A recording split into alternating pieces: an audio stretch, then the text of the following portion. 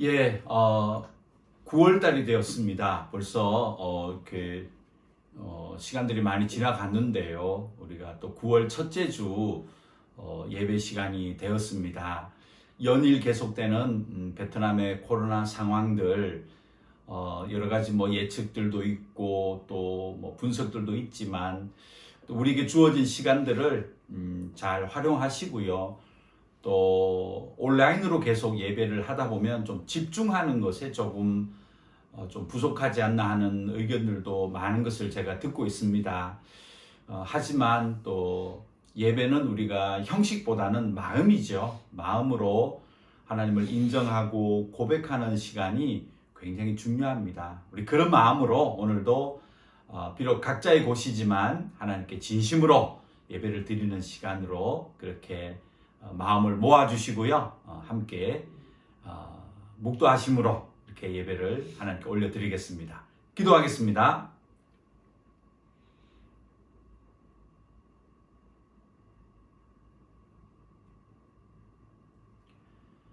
하나님 감사합니다. 우리가 경험하지 못했던 시간들을 보내고 있습니다. 또 오랜 시간 각자의 곳에서 예배하는 형식으로 또 저희들이 지나가고 있습니다. 하나님, 그러나 우리의 마음이 흐트러지지 말게 하시고 오히려 더 자신을 바라보며 하나님께 집중할 수 있는 그런 예배 시간 되게 하여 주시옵소서. 성령 하나님께서 우리 모두의 마음의 문을 열게 하시고 눈을 열어서 하나님을 바라볼 수 있는 시간 되게 하여 주시옵소서. 예수님의 이름으로 기도드렸습니다. 아멘. 네, 사도신경으로 우리의 신앙 고백을 하나님께 올려드리겠습니다. 전능하사 천지를 만드신 하나님 아버지를 내가 믿사오며 그 외아들 우리 주 예수 그리스도를 믿사오니 이는 성령으로 잉태하사 동정녀 마리아에게 나시고 본디오 빌라도에게 고난을 받으사 십자가에 못 박혀 죽으시고 장사한 지 사흘 만에 죽은 자 가운데서 다시 살아나시며 하늘에 오르사 전능하신 하나님 우편에 앉아 계시다가 저리로서 산자와 죽은 자를 심판하러 오시리라. 성령을 믿사오며 거룩한 공회와 성도가 서로 교통하는 것과 죄를 사하여 주시는 것과 몸이 다시 사는 것과 영원히 사는 것을 믿사옵나이다. 아멘. 이 시간 찬송가 88장 찬송 드립니다.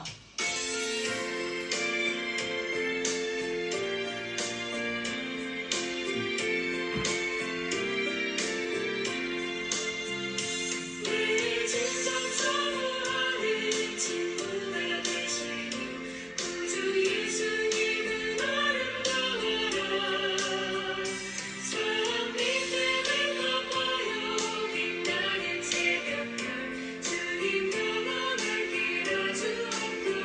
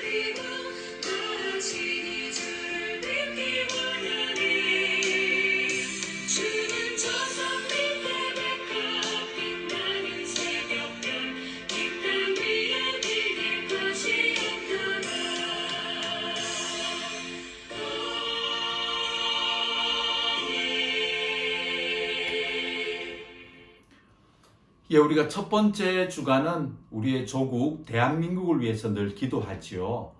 이 시간에도 우리의 조국 대한민국을 한번 위해서 기도해 주실 때요.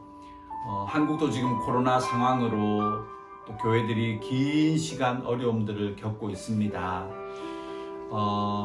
믿음들이 더 깊어질 수 있는 한국 교회가 되게 해달라고 기도하시고요. 또 교회가 이런 시간에 선한 영향력을 또 많은 사람들에게 나타낼 수 있는 그런 교회가 되기 위해서도 또 기도해 주셔서 한국 교회가 아직은 더 하나님께 쓰임 받는 교회가 되게 해달라고 우리의 이 시간은 우리의 조국 대한민국에 있는 교회들을 위해서 한번 기도하는 시간 다 같이 가지겠습니다.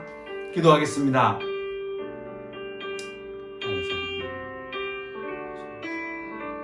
하나님, 너무나 어려우시고 하나님 더 많이 해주시고 더 주님께 헌신할 수 있는 시간 되시고 하나님 목회자들이 계시고 있어서 하시고 하나님께 쓰임 받는 교회 되시고 우리 주님께 성도의 역사에 하시는 것을 많은 사람들에게 삶을 보내줄 수 있는 교회가 되게 하시고 하나님의 교회마다 주님의 어려운 시간들 여러 설정들이 있겠지만 하나님의 뜻 가운데 모든 시간을 보낼 수 있는 그런 하나님의 교회들이 되게 간구하시는 아버지님 말씀 주셔서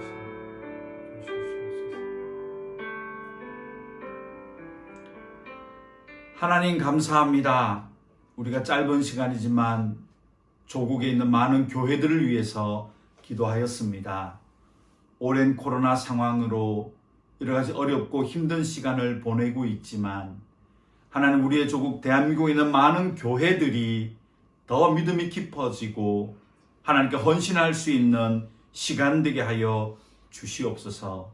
많은 목회자들이 하나님을 두려워하게 하시고 참으로 이때 선한 영향력으로 교회가 세상으로 향하여 나아가서 사랑을 나누어주며 따뜻한 복음을 선포할 수 있는 하나님의 교회들 되게 하여 주시옵소서. 많은 목회자들을 붙잡아 주시고 더 깊은 헌신과 하나님의 사랑 가운데 뿌리를 내릴 수 있는 그런 많은 목회자들 되게 하여 주시옵소서. 예수님의 이름으로 기도드렸습니다. 아멘. 네, 성경을 보겠습니다. 오늘은 골로새서 1장입니다. 신약 성경 골로새서 1장입니다. 신약 성경 골로새서 1장 9절부터 12절까지입니다. 신약 성경 골로새서 1장 9절부터 12절입니다. 여러분 꼭 좀 찾아주세요. 네, 골로새서 1장 9절부터 12절 찾으셨나요? 네, 우리 한 목소리로 함께 성경 말씀 봉독합니다. 이로써 우리도 듣던 날부터 너희를 위하여 기도하기를 그치지 아니하고 구하노니 너희로 하여금 모든 신령한 지혜와 총명에 하나님의 뜻을 아는 것으로 채우게 하시고 주께 합당하게 행하여 범사에 기쁘시게 하고 모든 선한 일에 열매를 맺게 하시며 하나님을 아는 것에 자라게 하시고 그의 영광의 힘을 따라 모든 능력으로 능하게 하시며 기쁨으로 모든 견딤과 오래 참음에 이르게 하시고 우리로 하여금 빛 가운데서 성도의 기업의 부분을 얻기에 합당하게 하신 아버지께 감사하게 하시기를 원하노라. 아멘. 예, 오늘 말씀은 신약 성경 골로새서입니다. 이 골로새서는요, 잘 익숙하지 않은 성경이죠. 작은 성경이고 신약 성경 가운데 있어서 이런 성경도 있었나 한 번씩 이렇게 보게 되는 성경인데요. 그렇지 않아도 이 골로새 교회는 우리가 흔히 아는 이렇게 대도시의 큰 교회가 아니었어요. 이런 골로새 교회는 지금으로 얘기하면 작은 지방의 조그마한 교회였습니다. 근데 이 골로새 교회는 믿음으로 잘 성장했고요. 특별히 사도 바울이 에바브라라는 그런 믿음의 신실한 종을 보내서 이 교회를 목회를 하게 하고 가르치게 하였습니다. 그래서 이 교회가요 잘 자랐는데요. 그런데 그 당시에 지금 우리가 얘기하는 이단 이런 사상들이 작은 교회였는데 들어오게 됩니다.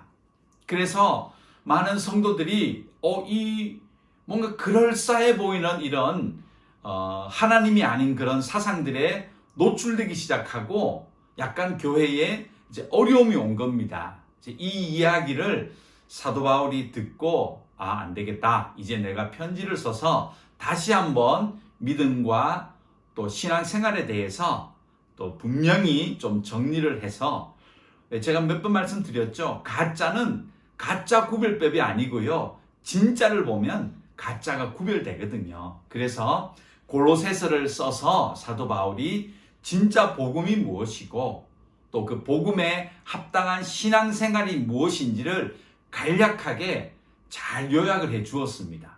그래서 오늘은 제가 설교 제목을 4가지 믿음 성장 그렇게 정한 이유는 이런 이단 사상들 또 헛된 사상들을 잘 이겨낼 수 있는 그런 믿음은 약 4가지 정도로 사도 바울이 정리를 했지만요. 약 4가지 정도로 우리가 목표를 정하고 그 목표에 이르도록 앞으로 신앙생활 하면 되겠다. 그런 취지로 오늘 본문 말씀을 함께 나누고자 합니다. 자, 그럼 먼저 골로새서를 준비해 주세요. 오늘은 골로새서를 좀 쭉 살피면서 오늘 말씀을 보겠습니다. 되셨나요? 자, 그러면 골로새서 2장 8절부터 보겠습니다.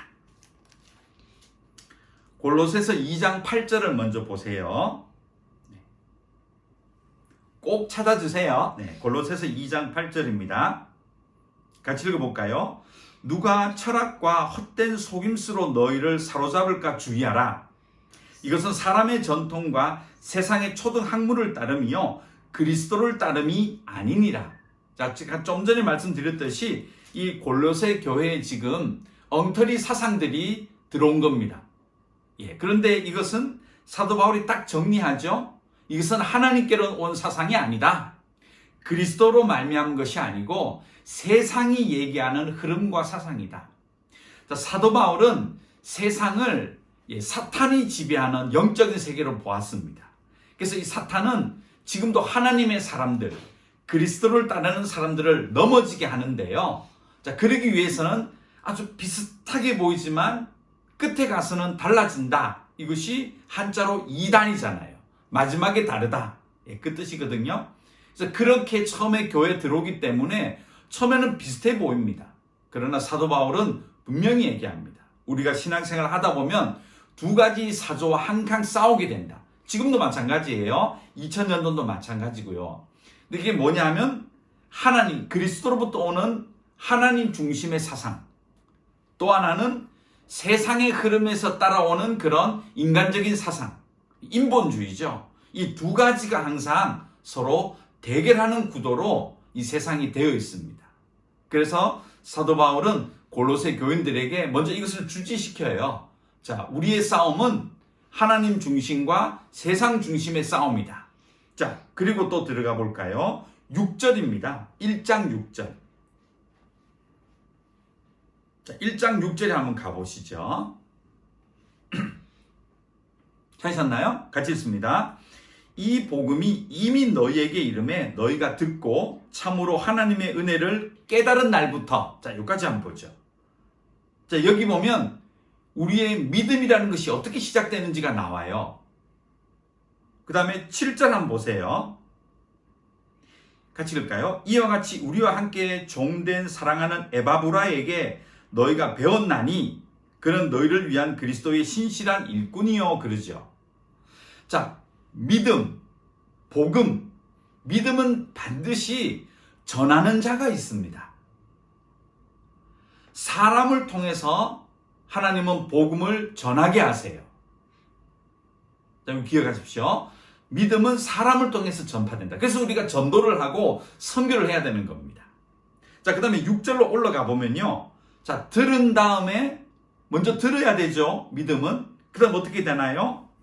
하나님의 은혜를 깨닫는다 그랬죠. 깨닫는다.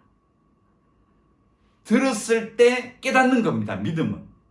자, 그런데 8절도 가보세요.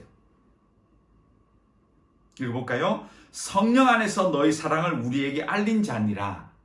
에바브라가 참 말을 잘하고 복음을 잘 설명을 잘한 것 같지만 결론적으로 얘기하면 물론 사람의 이성과 또 지성을 활용해야 되지만 그러나 근본적으로 누가 역사하느냐? 성령 안에서 복음을 들어야지 깨닫게 된다는 겁니다. 자, 한번 정리해보면 복음은 사람을 통해서 전파되죠. 그리고 이 사람이 듣고 깨닫는 데는 누구의 역사? 성령의 역사가 필요하다는 겁니다. 그래서 예수님도 제자들에게 나가서 복음을 전하기 전에 기다려라. 그리고 반드시 성령의 충만함을 받아라. 그 다음에 나가서 복음을 가르치고 전파하고 그렇게 하라고 얘기하셨죠. 똑같은 구조죠. 예. 복음은 전하는 자가 있고 성령의 역사에 의해서 듣는 자가 깨닫게 된다는 겁니다. 근데 뭘 깨닫느냐? 오늘 핵심 단어는 뭐죠? 6절 다시 가보세요. 뭐가 있죠? 하나님의 은혜를 깨닫습니다. 자, 복음은 무엇을 깨닫느냐?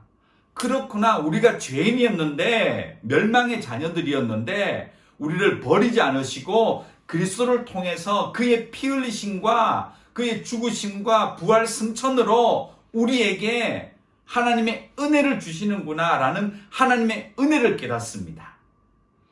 네, 골로새 교회는 그랬다는 거죠. 자, 요거를 기억하세요. 그런데 6절 하반절에 보세요. 읽어볼까요? 너희 중에서와 같이 또한 온 천하에서도 열매를 맺어 자라는도다. 이게 골로새 교회만의 일이 아니었다는 거예요. 이 복음의 역사는 사람을 통해서 전달하고 성령 안에서 듣고 하나님의 은혜를 깨닫고 이것은 세상 모든 교회가 마찬가지다. 이건 복음의 진리다. 이렇게 사도 바울이 분명하게 복음에 대해서 정의를 해 주었습니다.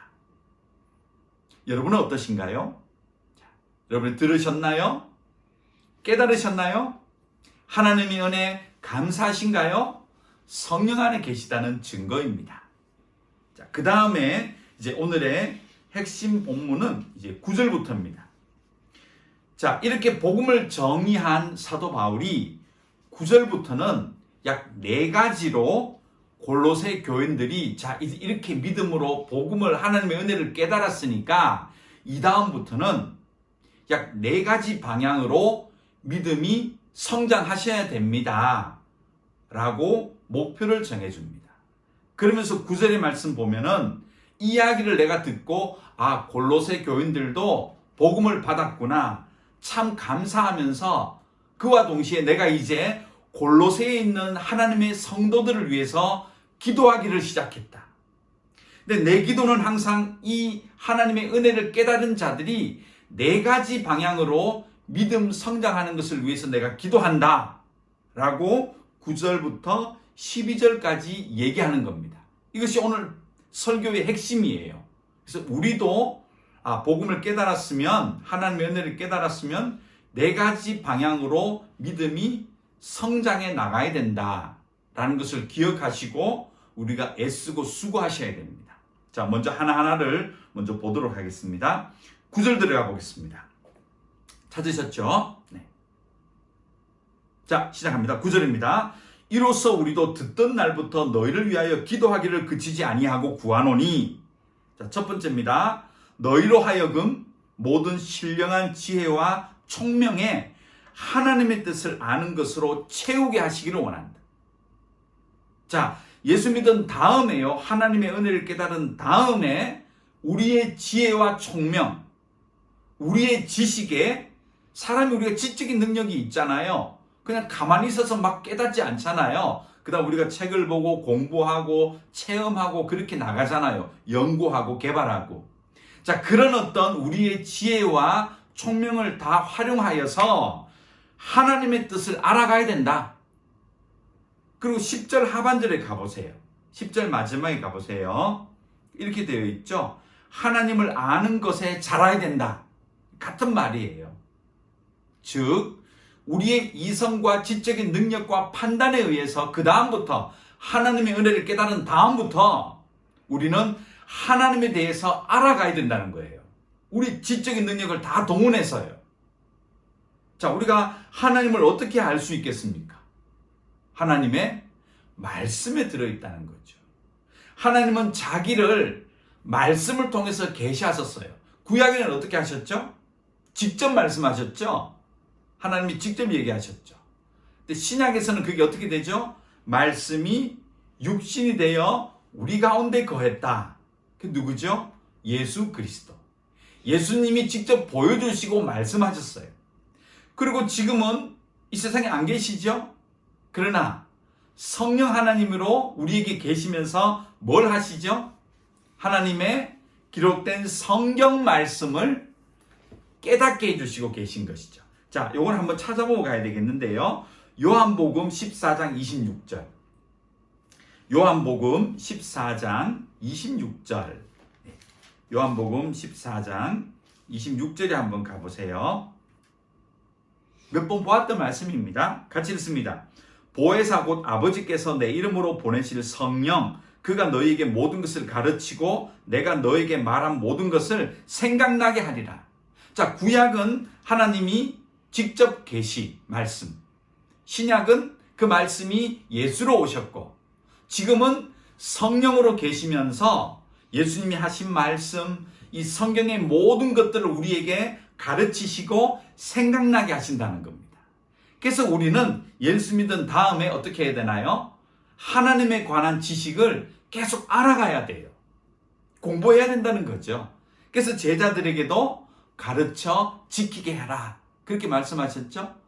자, 첫 번째, 복음을 깨달은 사람은 하나님에 관한 지식을 알아가기 위해서 날마다 말씀을 상고하고 연구하고 우리의 지적인 능력을 활용하여 하나님의 뜻을 아는 것으로 나가야 된다. 첫 번째입니다. 읽어가십시오. 자, 두 번째입니다. 10절입니다. 같이 읽죠. 주께 합당하게 행하여 범사에 기쁘시게 하고 모든 선한 일에 열매를 맺어가야 된다. 라고 기록합니다. 자, 하나님의 뜻을 알게 되면, 하나님에 관한 지식을 가지고 하나님의 뜻을 알게 되면 반드시 어디로 연결되지요?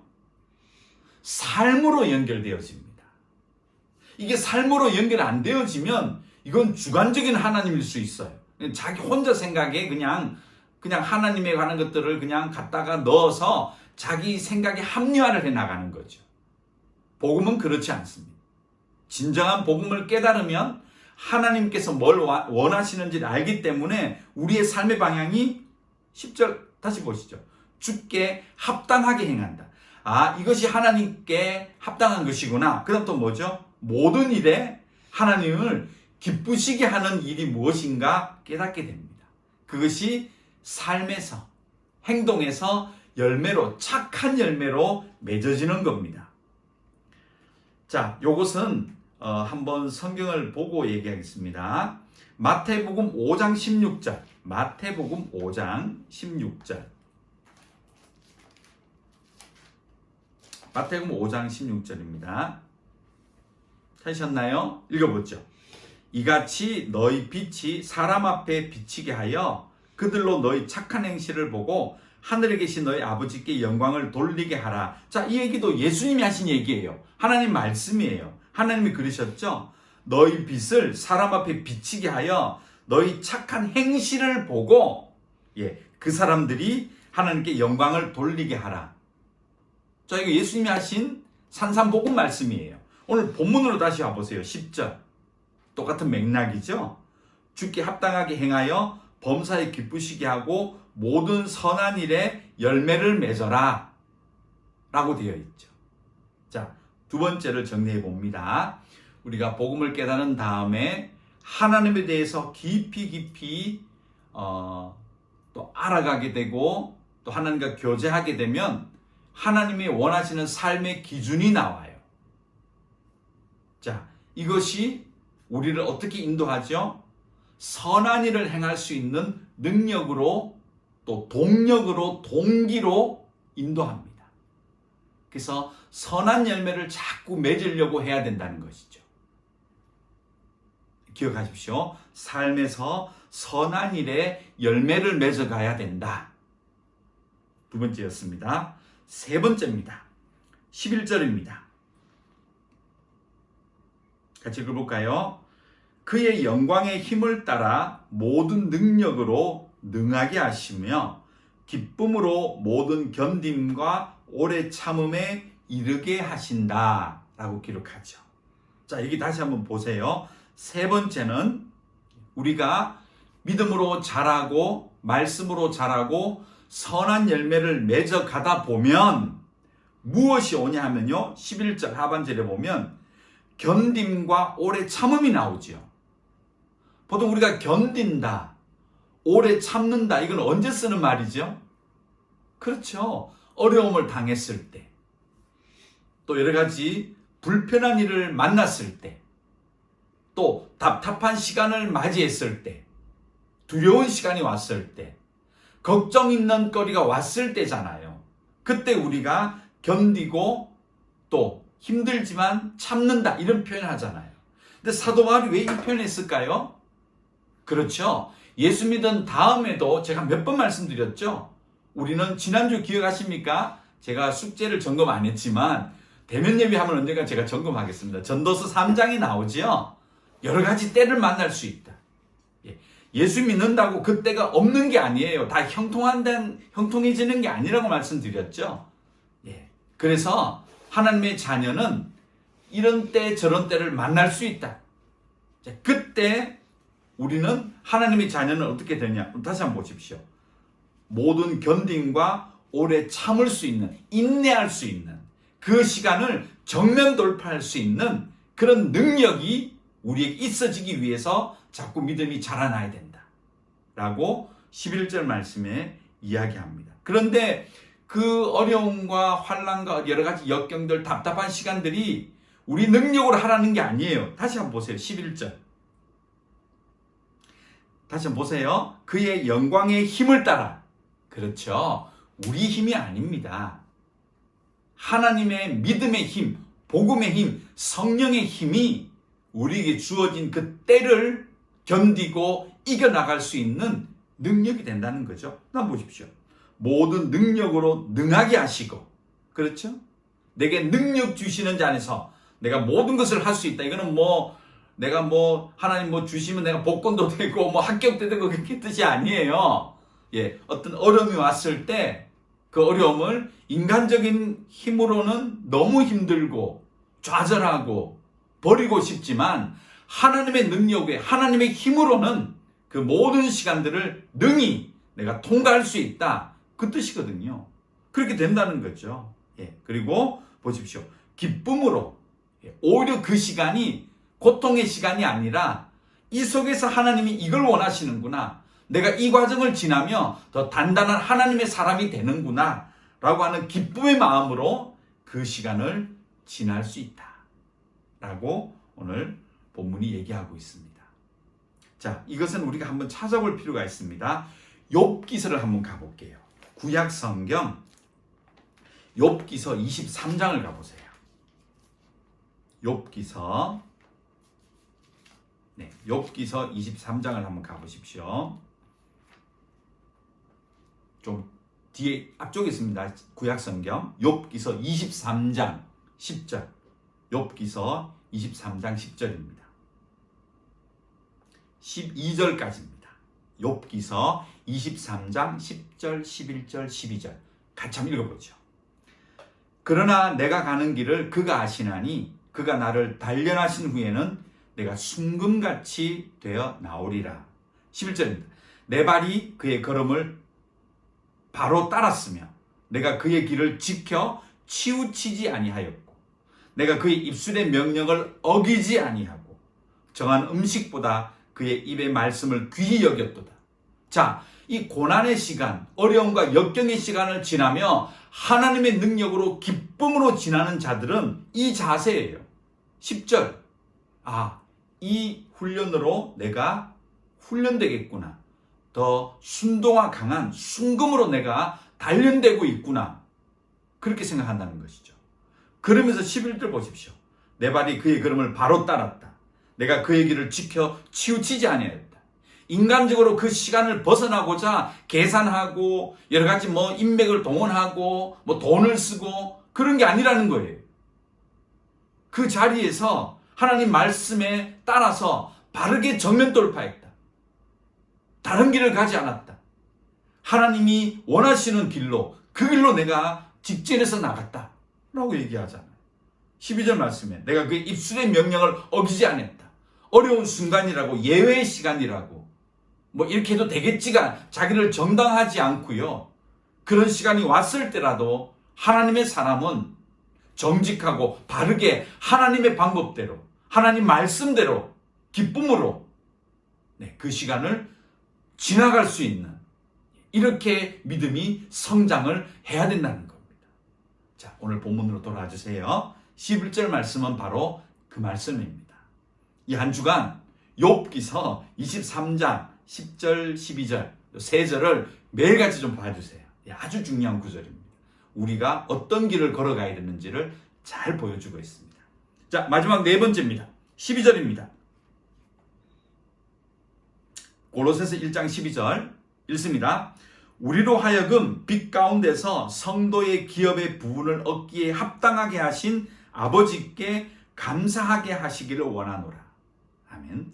자, 여기 보면 사도 바울이 뭘 얘기하죠? 네 번째는 하나님께 감사하는 삶이 계속 이어져야 된다. 우리가 살다 보면 감사보다는 약간의 불평, 불만도 있을 수 있잖아요. 그래서 하나님은 모든 일에, 어떤 일을 만나든지 감사해라 라고 했고, 사도 바울도 오늘 12절 말씀 보니까요, 하나님 아버지께 감사해라. 왜 감사하냐면 다시 가보세요. 12절 말씀에 우리로 하여금 빛 가운데서 성도의 기업의 부분을 얻기에 합당하게 하신다는 거예요. 우리가 각자 사람이 다 다르고, 여러분과 저의 삶의 환경도 다르고, 여러 가지 조건도 다르고 다 다르잖아요.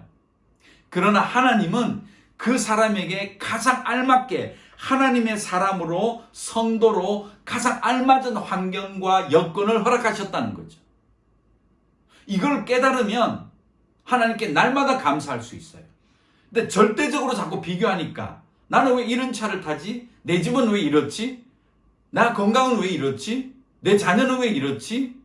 나는 왜 이렇지? 나의 외모는 어떻지? 나는 환경이 어떻지? 이렇게 한 가지 절대적인 조건을 걸고 우리를 보면 이거는 감사 조건이 아니에요. 우리가 교회에서 이게 복의 방법입니다. 이렇게 복을 받습니다. 그렇게 되지 않는 환경에 있는 사람은 어떡하라는 거예요. 그래서 하나님의 복은요, 절대적인 복이 아니에요. 그냥 똑같이 이 기준으로 이렇게 되는 게, 세상에서 이렇게 되는 게 복이야, 그렇게 하지 않아요. 사도 바울은 본인도 그렇게 얘기 안 했죠. 각가지 여러 가지 재료가 있다. 금그릇, 은그릇, 질그릇, 남그릇, 흙그릇이 있지만 깨끗하게 되는 것이 하나님께 쓰임받는 거다. 그 재질은 중요하지 않다고 했어요. 그래서 오늘 12절 다시 보십시오. 우리로 하여금 빛 가운데서 성도의 기업의 부분을 얻기에 합당하게 하신 하나님. 각자 자기의 길을 걸어가지만 가장 그 사람에게 합당한 길을 하나님이 걷게 하신다는 거죠. 합당한 건강과 그런 여러 가지 경제적인 여건과 자녀와 모든 것들을 그 사람에게 가장 알맞게 하나님이 주세요. 이걸 깨닫고 있으면 뭐가 나오겠습니까? 당연히 하나님께 날마다 어떤 환경에서도 어떤 조건에서도 감사가 나오지 않겠습니까? 그렇게 감사에 이르자라고 얘기하는 겁니다. 자, 이 네 가지 한번 기억해 보십시오. 자, 오늘 정리해 보면 복음에 대해서 말씀드렸고, 우리가 복음을 깨닫고 하나님의 은혜를 깨달은 자가 네 가지 방향으로 성장을 해야 됩니다. 첫 번째는 뭐였나요? 하나님에 관한 지식, 하나님의 뜻을 아는 말씀을 날마다 연구하고 상고해서 하나님에 대한 지식을 우리가 깊이 들어가고 성장해야 된다. 네, 공부하셔야 돼요. 연구하셔야 되고요. 읽으셔야 됩니다. 그 다음에 그렇게 되면 무엇을 알 수 있나요? 하나님의 기뻐하시는 것이 무엇인지 하나님의 뜻을 깨달으면 무엇과 연결되죠? 선한 일에 자꾸 열매를 맺어서 선한 일을 하려고 노력하셔야 됩니다. 그리고 세 번째는 뭐지요? 아주 중요하죠? 그 성도가 여러 가지 일들을 만났을 때 오히려 이 일은 나에게 감사하는 일이야 라고 하며 견디고 오래 참지만, 그러나 그것이 나의 능력이 아니고요, 성령의 역사로 가능합니다. 그 성령의 역사로 가능한데, 그런 어려운 시기에 우리는 편법을 쓰지 않고 사람의 방법을 연구하지 않고 하나님 말씀 따라 정면 돌파해 나가는, 그렇게 성장하는 삶. 마지막은 뭔가요? 절대적인 기준의 복이 아니라 각자 자신에게 주어진 그런 지금의 나를 만드신 하나님을 오히려 가장 알맞다라고 여기고, 그 조건에서도 늘 하나님께 감사하는 삶. 이것이 우리가 믿음이 성장하는 4가지 삶입니다. 여러분 기억해 주시고요. 우리가 비록 코로나 때문에 온라인이지만 코로나 달라진 게 뭐가 있나요? 우리는 늘 매일 날마다 순간마다 하나님 앞에 서 있는 하나님의 사람들이잖아요. 오늘 이 말씀을 예배가 끝난 다음에도요 계속 좀 연구를 해주셔서 나도 4가지 방향으로 믿음이 성장해야 되겠구나, 그렇게 헌신하시고요. 앞으로 이거는 그냥 되어지는 거 아닙니다. 노력하셔야 됩니다. 수고하셔야 됩니다. 애쓰셔야 됩니다. 그렇게 믿음이 자꾸 자라나시는 여러분과 제가 되어지기를 간절히 소망합니다. 기도하겠습니다. 하나님 감사합니다. 오늘도 말씀으로 저희들을 권면해 주셔서 감사합니다. 믿음에 성장할 수 있는 4가지 방향을 저희들에게 제시해 주셨는데, 바로 지금부터 우리가 애쓰고 수고하여 믿음이 성장할 수 있는 우리 모든 믿음의 식구들 다 되게 하여 주시옵소서. 예수님의 이름으로 기도드렸습니다. 아멘. 찬송가를 304장으로 드리겠습니다. 304장입니다.